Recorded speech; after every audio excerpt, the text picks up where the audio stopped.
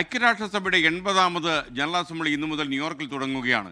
ഇന്ത്യയെ പ്രതിനിധീകരിച്ച് വിദേശകാര്യ വകുപ്പ് മന്ത്രി എസ് ജയശങ്കർ യോഗത്തിൽ പങ്കെടുക്കും. UN പൊതുസഭാ റിപ്പോർട്ടിങ്ങിന് നമുക്ക് അഡ്മിഷൻ കാർഡ് നേടിയിട്ടുണ്ട്. അത് നേടിയത് നമ്മുടെ അമേരിക്കയിലെ 24 ഓപ്പറേഷൻസിൻ്റെ മേധാവി മധു കൊട്ടാരക്കരയാണ്. ലോകം ഉറ്റുനോക്കുന്ന UN പൊതുസഭ.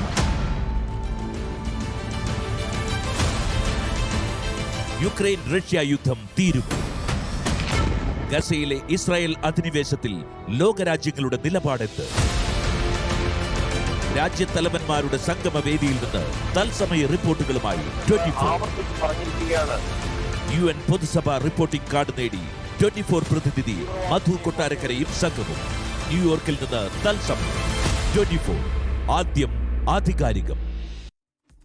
UN ജനറൽ അസംബ്ലി യോഗം റിപ്പോർട്ട് ചെയ്യാൻ അനുമതി ലഭിക്കുന്ന ആദ്യ ചാനലായി 24 കേരളത്തിൽ നിന്ന് മാറുകയാണ്.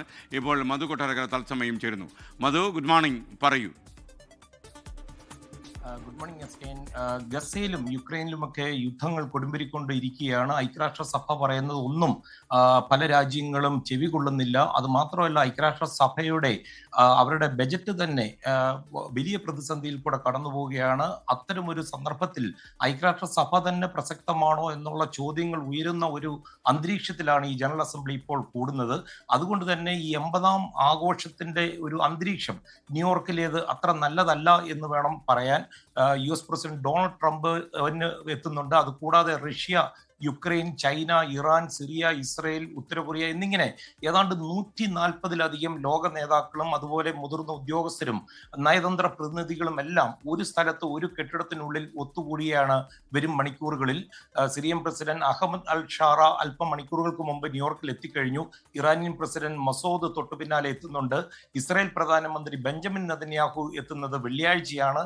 യുക്രൈൻ പ്രസിഡന്റ് വ്ളാദിമിർ സെലൻസ്കി ബുധനാഴ്ച സംസാരിക്കും. അതുപോലെ റഷ്യയുടെ വിദേശകാര്യമന്ത്രി സെർജി ലവ്റോവും എത്തുന്നുണ്ട്.